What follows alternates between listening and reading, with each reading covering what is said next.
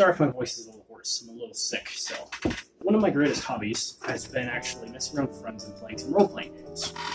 I've done a couple different iterations, but one we have stuck to was D&D 5th edition.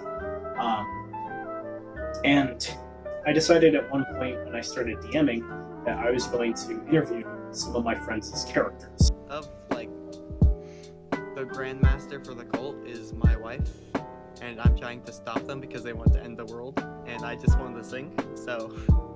So you're trying... The cult thing happened after marriage. So I was going to hop on call with them and have them explain to me a lot of different details about their backstory and character information that was unclear beforehand because I just spent more time on my world than I did the people inside it. So the purpose of me trying to communicate with them was to try and develop a world-building system where both of us, me and the players, could actually develop something unique and interesting with it. And so I hopped on call with them, asked them, I think I made it 10 questions, right? And I went through and asked them down this list of like, hey, what are these things about your character that you want to do? And there were some technical difficulties to go through, so doing it on a computer and everything, and where the camera's not working and the internet's slowing you down. Sometimes you can't hear everyone over line. It worked out generally okay, which was nice, because that meant that I could just spend some quality time with some friends, having some fun, making up a situation with a story. And I hop on call with them and I ask them out on this list, and I start taking notes based on what they're saying. There's barriers to it, of course, the internet and everything, but also, like, in general, I just need practice with it. I went on a little longer than I should have for the questions and didn't let them talk as much as could have been permitted, and allowed them to go fully into their creativity, just forcing more of mine into it. One big thing I really wanted to develop by working with them was allowing their characters to shape my world that I had made and envisioned. And so I asked them questions based on what I could make into some really fun stories. I had done a script based on their greatest fears to try and force their characters to live that. In your character's backstory, did you have any enemies? I had a rival. Ooh, okay.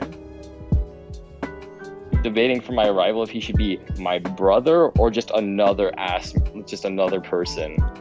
What we could do, if you don't have a reason, I'd like to request something that could be interesting. Yes. Is a demon pact person. You were given gifts through an angel, and they were traded gifts through a demon. Okay. It could be your brother. Maybe your brother took this path. Maybe it was just some random person that you guys fought with. And okay. If you make this, I'm gonna try and make a narrative reason for why, and try to include it in the campaign. What is your character's greatest fear? Greatest fear is... Honestly, my character's greatest fear is death. Because you're fighting for survival. Well, sort of. Here's the thing.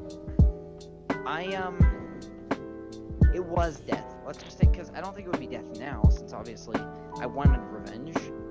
And it was like, you're not going to be scared of death if you're going for revenge. Yeah. But when I was a child, I was terrified of death. And so I was trying to survive. And so I'd be defensive, and when something, happened, I would just burn it. And that created some problems. Yeah. So, but now I think my greatest fear would be letting the whole world down at this point. Like, after my change of heart, I'm like, I need to help people. If we don't do this, then people are going to suffer. And so, I think it's letting me, everyone around me, and my friends down. Failure. Again, because that makes sense for the character. Your greatest fear would be being in prison again. Yeah.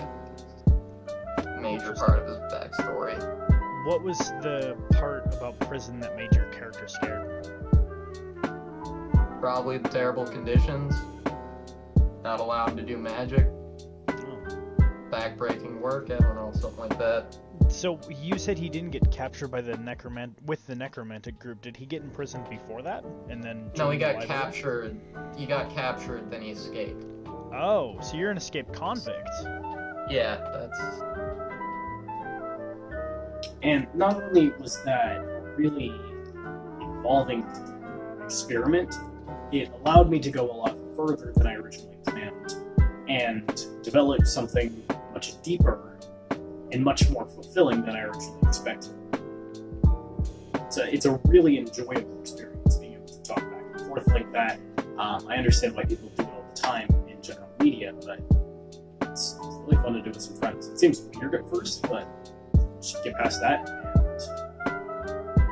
and as long as you're confident, people don't care.